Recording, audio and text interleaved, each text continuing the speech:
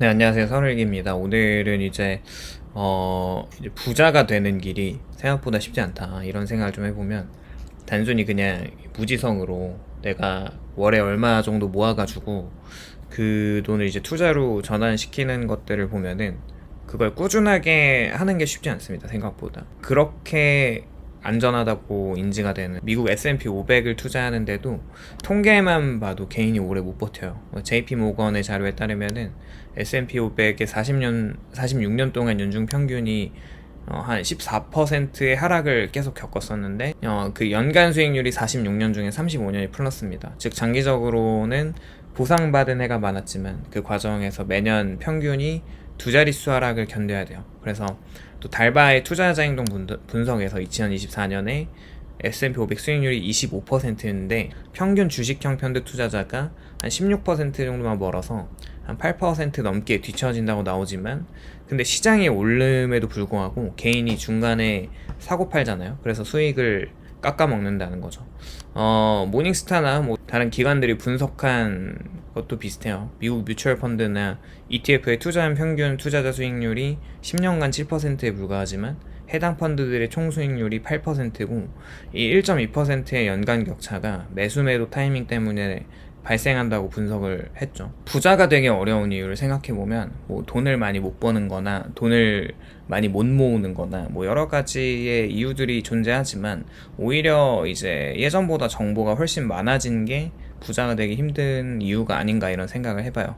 S&P 500의 지수에 장기 투자하는 사람들이 굉장히 흔해졌어요. 뭐 유튜브나 블로그나 책이나 커뮤니티 어디를 가도 미국 지수에 장기 적립식으로 투자하고 S&P 500을 오래 들고 가고 개별 주식보다 지수가 낫다는 말이 너무 쉽게 들릴 수 있지만, 그런데 이상하게 부자가 되는 사람은 많지 않아요. 왜냐하면은 아는 것과 버티는 것이 완전히 다른 문제이기 때문인데, 이 장기 투자는 이론적으로는 단순해 보입니다. 미국을 대표하는 500개 대형 기업에 분산 투자를 하고 매달 일정 금액을 넣고 시장이 오르든 내리든 팔지 않고 오래 보유하면 되잖아요. 근데 이제 현실의 개인 투자자는 그렇게 살지 못해요. 처음에는 모두 장기 투자라는 마인드를 가지고 투자를 시작하는데, 또 계좌를 만들 때는 2, 30년 보고 간다 이렇게 말을 하고, 월급날마다 S&P 500 ETF를 사겠다고 다짐을 하고, 유튜브에서 복리 그래프를 설명을 잘 해주잖아요. 또 그런 것들을 보면서 엄청 감동을 하고 워렌 버핏의 말을 들으면 고개를 끄덕이는데,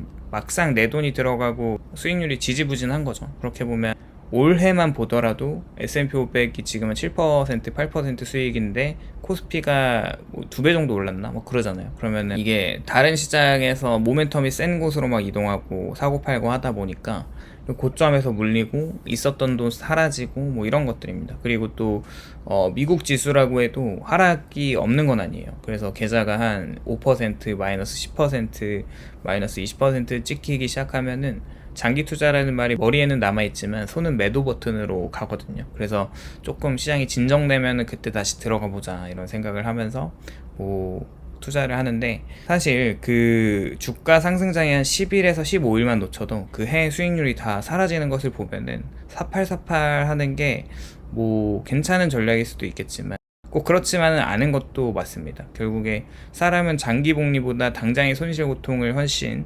약해하는 걸 보면은, 결국에 이런 S&P 500이라고 할지라도 장기 투자가 어려운 이유는 시장이 아니라 인간의 심리 때문에 그렇습니다. 사람이 손실을 수익보다 훨씬 크게 느끼죠. 100만 원을 벌었을 때의 기쁨보다 100만 원을 잃었을 때의 고통이 훨씬 더 큰 것처럼, 그래서 장기적으로 수익이 날 가능성이 있어도 단기 손실을 보면 버티지 못해요. 특히 월급으로 어렵게 모은 돈이 빠져나갈 때는 더 그렇죠. 머리로는 장기 투자니까 괜찮다고 생각을 하더라도 마음은 이러다가 다 날리는 거 아니냐라고 반응을 하는데, 투자에서 가장 어려운 거가 종목을 고르는 게 아니라 손실을 견디는 감정인 것 같아요.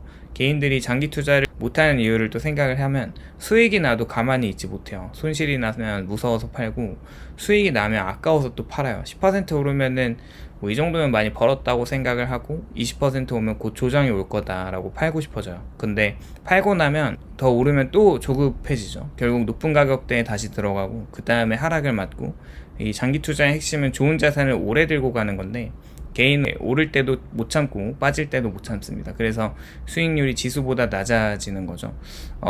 우리나라의 부동산과 비교를 하면 좋을 것 같은데, 어쨌거나 집을 사서 실거주를 하면 뭐 내가 좋던 싫던 이사를 가지 않는 한 30년 동안 그 원리금과 이자를 갚으면서 살아가잖아요. 그러면서 어쨌거나 작은 수익이라도 연애 평균 정도 한 5% 수익률이라고 하니까, 그 부동산을 한 30년 들고 가면 그 정도의 그 오래 들고 갔을 때 복리 효과를 누리는 건데, 주식은 또 이제 그 내가 손가락으로 버튼 하나만 누르면은 사고 팔고 할 수 있으니까, 이런 것들을 보면은 우리나라에서는 그 대부분의 사람들에게는 부동산 투자가 좀 적합하다, 이런 거에도 좀 인정을 하게 되는 부분이에요. 결국에 앞서 말한 달바의 투자자 행동 분석이 이 현실을 또 잘 보여줍니다. S&P 24년도의 수익률이 25%였거든요. 근데 평균 주식형 펀드, 이제 액티브로 투자하는 사람들이 16% 정도 벌었어요. 결국에 시장보다 8.5% 뒤처진 거죠. 시장이 많이 올랐음에도 불구하고 평균 투자자가 그 수익률을 온전히 먹지 못했습니다. 이유는 낮을 때 팔고 높을 때 사고, 불안할 때 빠지고, 확신이 생겼을 때는 뒤늦게 들어가기 때문에. 그런데 지수는 가만히 있는 사람의 손에 수익을 망쳐버리게 됩니다. 그렇게 보면 부자가 되기 어려운 이유가 이렇게 많은 거죠. 사실 부자분들이 졸지에 부자가 됐다고 생각하는데, 그분들이 꼭 그렇지는 않습니다. 굉장히 부자가 되는 공식이 지루합니다. 돈을 벌고 덜 쓰고 남기고 분산 투자하고 오래 기다리는 건데, 근데 이거를 사람들이 지루함을 견디지 못합니다. 빨리 부자가 되고 싶어 해서 S&P 500을 20년 들고 가라는 말은 너무 느리게 느껴지죠. 그래서 그렇기 때문에 반도체에 몰빵을 하고, 세배 레버리지로 접근해서 투자를 하고, 2차전지, 뭐 AI, 테마주, 코인으로 이동을 해서 처음에는 S&P 500 장기 투자를 하겠다고 걷던 사람이 어느 순간 이런 세배 레버리지나 개별주 몰빵이나 단타를 하고 있어요.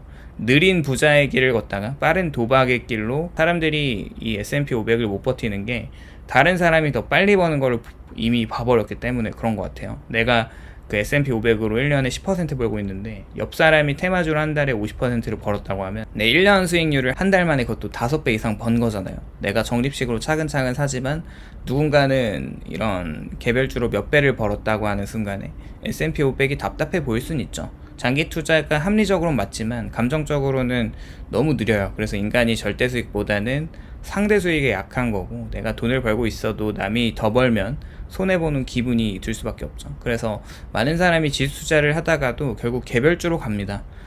이 지수가 안전하지만 너무 느리고, 나는 좀 더 공격적으로 해야 될 것 같고, 이 종목이 확실하고 미래 산업이 이쪽이다라고 생각을 하면서, 이 전문 펀드 매니저들도 사실 주가 지수를 못 이기잖아요. 그렇게 보면 그 25년까지의 대형주 액티브 펀드의 80%가 S&P 500을 못 이겼습니다. 이게 연간 15년 장기 구간에서도 과반수가 벤치마크를 이긴 카테고리가 하나도 없어요. 그래서 전문가도 장기적으로 이기기 어려운 시장을 개인이 감정적으로 매매해서 이기겠다고 달려드는 거죠. 그렇게 보면 이제 부자가 되기 어려운 이유가 딱히 소득이 부족한 것만 아닌 것 같아요.